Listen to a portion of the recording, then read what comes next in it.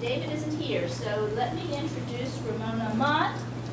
Ramona is the graduate studies guru. She knows everything. If I can't figure something out, I go to Ramona. So please, Ramona. So I'm Ramona Mott. I get graduate student records from after you enroll until graduate.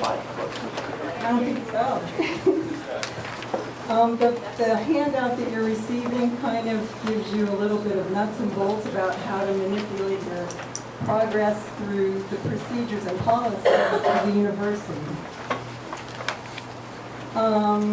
If any of you are having trouble registering right now, you'll need to contact Graduate Student Services in 124, either Mary Mize or Melanie Bollinger. This is all in the handout, so you don't have to remember this. They can help you get registered if you're new as yet. Let's see, I want you to know that all email correspondence regarding your records or anything else from the university will go to your OU email address, which you all have once you're admitted. So if you're not using that, please make sure that it is linked to whatever private email address you're using, because you might miss some important information.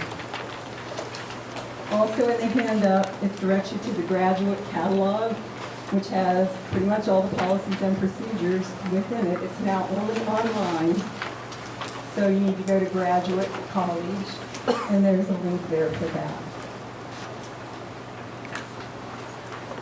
At the last thing in the handout is the grievance procedure. If you have a problem or an issue, there's a procedure for how to handle that also.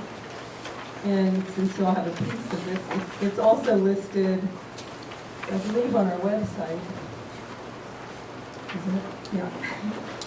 So if you have any questions about your records, if you're concerned about missing something that is essential to get you through, and especially when you plan to graduate, please contact me.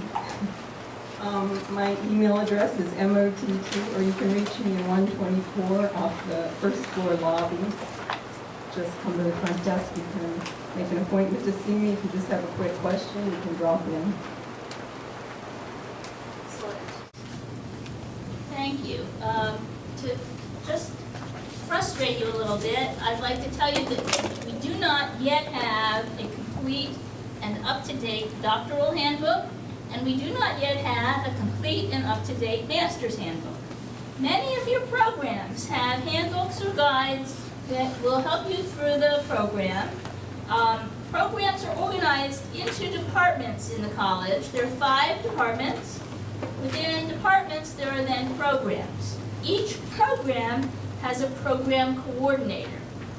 Figuring out who the program coordinator is in your program is important, because that person will be able to find information for you that we do not yet have at the college level, but that person remembers from when we did have a functional doctoral handbook and master's handbook. I do want to say that you are in an institution of higher education.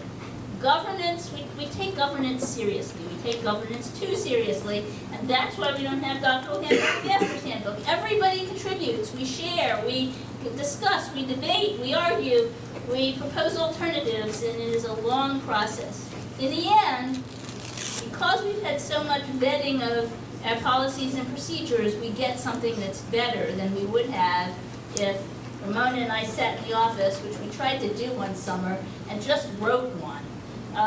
When we brought it back out to the light of day and I shared it with faculty, they said, "What?" And so that's sort of where we are. We're still working on it. If you have questions that are complicated in terms of you're in a situation that you can't figure out what the policy or procedure is, that's one of the things that I do. I'm there. I'm available literally 24/7 by email. Very rarely do I not read email because I'm addicted to it. And so if you sent me an email message, chances are you'll get a response pretty quickly. I want to share before we leave, I know it's very hot, I know it's Friday afternoon, but I want to share with you a little bit about where the money is. And our graduate students have alluded to some of the opportunities they've had. And I want you to be aware that those opportunities are going to continue to be available to graduate students. And so there are college opportunities and there are university opportunities that I want to just touch on. First of all, in the college, you can get support for travel to a conference if you are going to present a paper. We have a student travel award that ranges from a $200 award if you simply tell us what conference it is and have a signature from your advisor, to a $500 award if you actually turn in a written paper. You can draw on that fund twice in a year at this point. It used to be 3 times, but the fund has dwindled some because of the economy. But still, you can go to 2 conferences where you're at least getting partial reimbursement for your participation. The university's Graduate Student Senate also has a fund that you can apply to. Now, unlike our fund is, if you meet the criterion, you get funded. Their fund is, if you meet the criterion, your application gets put in a hat and it's drawn out by a lottery. So even if you have an excellent application and it is to an excellent conference and you're presenting an excellent paper, just by the luck of the draw, you might get that award or not get that award. But we encourage, a lot of our graduate students have received the award, so it's worth putting it in. And we require it for anything above a $200 award. So if we're going to give you some funding, we require that you also go seek some from the Graduate Student Senate. Graduate Student Senate and the college also have awards for research.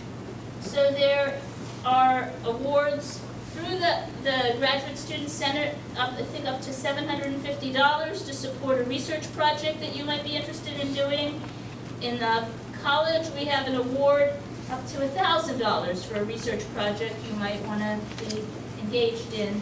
And every doctoral and thesis student is entitled to $1,000 for an approved thesis or dissertation. So if you need to support, obviously you're not going to pay your salary, but if you need to support a transcriptionist, if you need to travel somewhere for your research, if you need to purchase particular materials, digital voice recorder or some kind of device to improve your ability to collect data, all of those things are eligible expenses that the committee that does the review of this, the chair of that committee is Andy Solozzi. Andy's over there. And 2 or 3 or 4 times a year, we haven't quite sorted out how we're going to handle that for semester system, but periodically, probably at least 3 times a year, we'll review proposals. We have worked it out so that you can start your research and be reimbursed retroactively. And we've worked it out so that if your research starts in 1 year and you complete it in another year, you can still receive funding. This is all a way to deal with this large bureaucracy that we're in. But we've made this a relatively smooth process for getting some funding to you. The university periodically has other kinds of awards that are available in terms of fellowships. There are some university fellowships that are quite nice, and they're competitive. There are a lot of graduate students at Ohio University, so they are competitive. I believe we had a runner-up. I believe our runner-up is with us, but I mean, being a runner-up is quite an honor, and Dan Showalter was a runner-up for one of the named, I think there are only 6 named fellowships in the whole university. So it is quite an honor. There are other kinds of opportunities that I will share with you. For example, if you wanted to pick up a minor that was a Southeast Asia language, there are fellowships for that opportunity. People have gotten involved increasingly in the college in the research of faculty colleagues. When I started in my position as Associate Dean almost 7 years ago, we had almost no graduate students publishing papers and articles and books and chapters. Now, I would say that approximately a quarter of our graduate students are publishing something before they graduate. Doctoral students, that's master's students fewer. But I've had master's students on 5 or 6 different research projects with me. It's good experience to the extent that we can find some funding. There's a little bit of money attached to it. So as you get connected to your faculty, one of the opportunities they can give you is the opportunity to see your name in print, which is really quite I still get excited, and I've published a lot, and I'm old. So, so I know that it's a real fabulous experience for our students when they have that opportunity. The other last thing I want to point you to is to a person. That person's name is Chris Guder. That person lives in Alden Library. Chris Guder, who lives in Alden Library, is our hero. Chris is our special librarian for education and human services fields. And Chris will teach you about the library, help you find things. There are amazing, Alden Library is a good library. In the United States, the Ohio Link system is one of the best in the nation. So you are connected to fabulous, fabulous resources, including increasingly access to materials that just come to your email box or that you can get as PDF files. There's a service at Ohio University that if you can't find an article for one of several reasons, they'll find it for you and send it to you. I mean, it's quite an amazing resource. So as you're thinking about the work that you're going to be doing for the papers in your classes and for your thesis or dissertation, as you move along, get to know the library resources. I am the librarians in the middle of the night. I mean, they're there. I mean, because if I can't find something, and I get frustrated, and I'll tell you, I don't have a real long fuse anymore. If I get frustrated, I am a librarian and get the answer, and it's quite incredible. So it is a wonderful resource. If you haven't visited the library, do so, and make a point of meeting Chris Guder. He comes to lots of classes. You may meet him if you take a research methods class. But he is always doing things like making new podcasts and various sorts of media ways to teach people what's out there and how to access it.